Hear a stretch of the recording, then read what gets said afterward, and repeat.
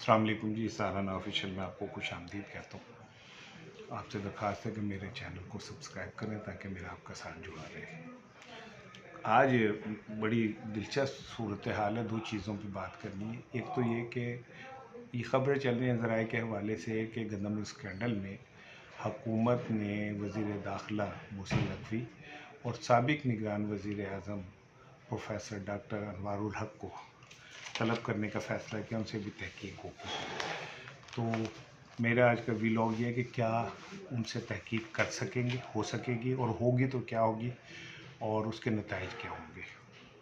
दूसरी ख़बर ये कि है कि इमरान खान साहब ने फिर एक आर्टिकल लिख मारा है और उसमें उन्होंने कहा है कि मेरी जो ज़िंदगी है ये उसको ख़त्म करने बस वही एक काम रह गया है।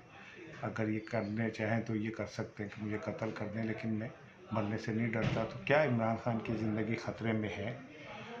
ये मेरे व्लॉग का दूसरा टॉपिक है कि क्या इमरान खान को कत्ल किया जा सकता है और उन्होंने ये बयान क्यों दिया है।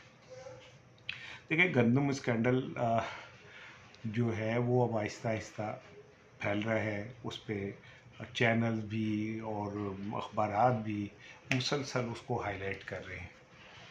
आप हैरान होंगे कि ये ऐसा क्यों हो रहा है कि अचानक ये हाईलाइट किया जा रहा है और पंजाब का मीडिया खुसूसी तौर पे इस पे काम कर रहा है। आपको याद होगा भी कुछ दिन पहले एक स्कैंडल आया था जिसमें ये कहा गया था कि मरियम औरंगज़ेब ने 15 करोड़ रुपए की दिहाड़ी लगाई है।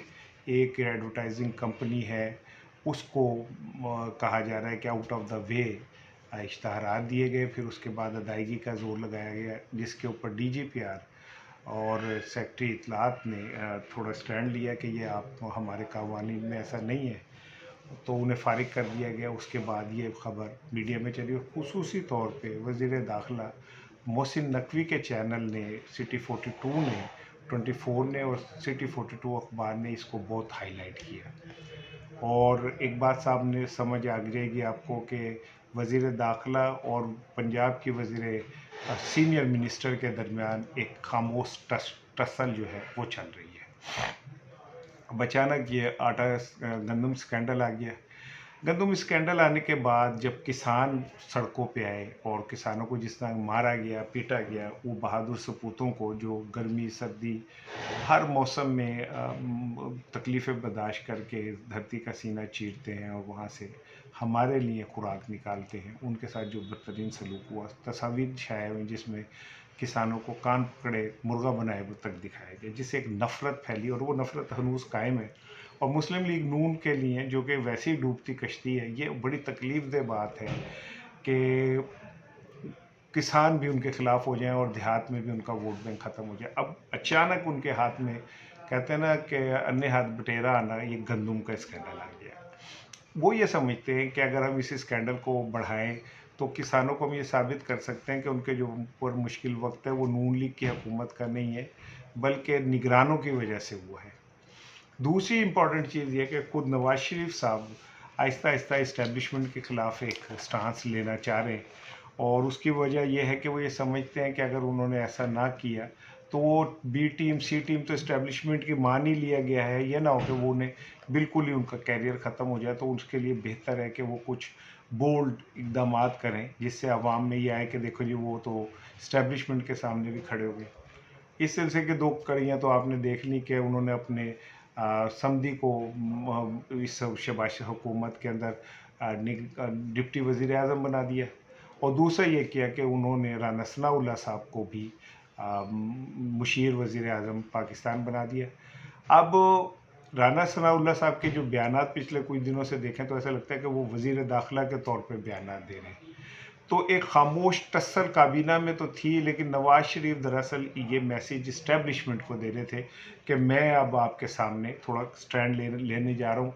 मकसद उसका ये है कि उन्हें ये पता है कि ये जो खिचड़ी पकड़ी है इसमें ये हुकूमत कभी भी जा सकती है, और अगर ये गई और इंतखाबात फौरी तौर पे हुए, जो कि कहा जा रहा है इस्लामाबाद के हलकों में भी कि नवंबर दिसंबर अक्टूबर में हो सकता है कि ये हुकूमत चली जाए और इंतखाबात हो जाएं, इमरान खान से भी इस हवाले से बातचीत चल रही है, तो वो क्या नैरेटिव लेके जाएंगे। तो ये बेहतरीन वक्त था इस नैरेटिव को लेने का।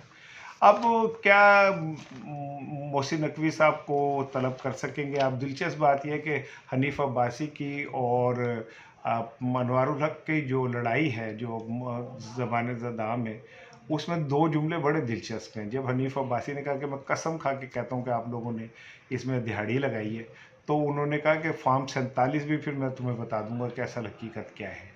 تو نگران وزیر اعظم خود اس بات کو تسلیم کر رہے ہیں کہ یہ حکومت مصنوعی ہے اور فارم 47 سے بنی ہے. یعنی جن کی نگرانی میں انتخابات ہوئے اس نے خود اعتراف کر لیا کہ یہ انتخابات جو ہیں ٹھیک نہیں ہوئے اور آپ کو فارم 47 کے ذریعے مصنوعی اکثریت دی گئی. پھر کیا شہباز شریف اتنے تگڑے ہیں کہ محسن نقوی کو طلب کر لیں؟ تو میرا جواب ہے کہ نہیں، وہ اتنے تگڑے نہیں ہیں، نہ انہیں یہ سہولت میسر ہے کہ وہ محسن نقوی کو طلب کریں تحقیقات کے لیے یا انوار الحق کاکڑ کو طلب کریں. یہ صرف میڈیا کے اندر ایک ہائپ بنائی جا رہی ہے تاکہ کسانوں کو مطمئن کیا جا سکے کہ ان کے مسائل اور مشکلات کے ذمہ دار یہ نہیں ہے. اسی طرح یہ جو کمپین چل رہی ہے، آپ حیران ہوں گے کہ مسلم لیگ نون کا میڈیا سیل بھی اور مسلم لیگ نون کے حمایتی بھی پیارے صحافی جو ہیں وہ بھی اس میں بہت زور لگا رہے ہیں. یہ اس میں کوئی شک نہیں ہے کہ نگرانوں نے دہاڑی لگائی، 300 ارب روپے کی دہاڑی لگائی، لیکن اس سے بڑی دہاڑی تو خود شہباز شریف کے دور میں چینی میں لگائی تھی، جب انہوں نے پہلے چینی ایکسپورٹ کی، پھر پاکستان میں بحران پیدا کی، پھر وہی چینی مہنگے داموں خرید کے امپورٹ کر کے پاکستان کو نقصان پہنچایا ہے. اس سے بڑی دہاڑی لگائی گئی تھی. تو پاکستان تو دہاڑیوں کا ملک ہے اور دہاڑی باز ہی تو پاکستان کے حکمران ہیں. تو خیر ایسی نئی بات نہیں ہے کہ اس پہ یہ کہا جائے کہ جی شہباز حکومت جو ہے انہیں یہ گندم کی بہت تکلیف ہے کہ عوام کو اس کا بہت نقصان پہنچے. ایسی کوئی بات نہیں ہے. یہ میڈیا کی وار ہے. نواز شریف اس کے پیچھے ہیں. وہ اپنا سارا ملبہ نگرانوں پہ ڈالنا چاہتے ہیں تاکہ کسانوں کو مطمئن کیا جا سکے.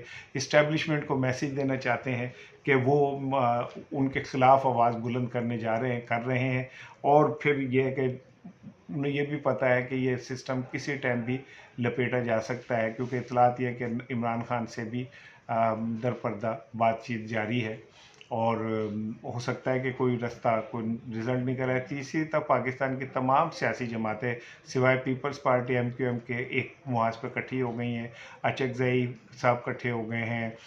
فضل الرحمان اس پلیٹ فارم پہ آ رہے ہیں. عمران خان نے بھی خاموشی حمایت کا اعلان کیا ہے. جماعت اسلامی سے بھی ان کے معاملات طے ہو گئے ہیں. اور اگر یہ سارا کچھ اکٹھا ہو جاتا ہے اور دوسری طرف جون میں آپ نے بجٹ پیش کرنا ہے اور اس میں عوام کے اوپر کیا ڈھانی ہے اپنی، تو عوام کا غصہ بیچارگی جب مزید بڑھے گی اور ادھر سے یہ کمپین شروع ہوگی اپوزیشن کی، تو شاید حکومت کو رستہ نہ ملے اور حکومت لپیٹ دی جائے.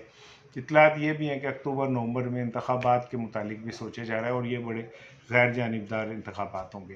بات بہت آگے بڑھ گئی. عمران خان صاحب کی زندگی خطرے میں ہے اور یا نہیں ہے، یا انہیں کوئی قتل کر سکتا ہے یا نہیں، اس پہ میں اگلے ویلاگ میں بات کروں گا. السلام علیکم.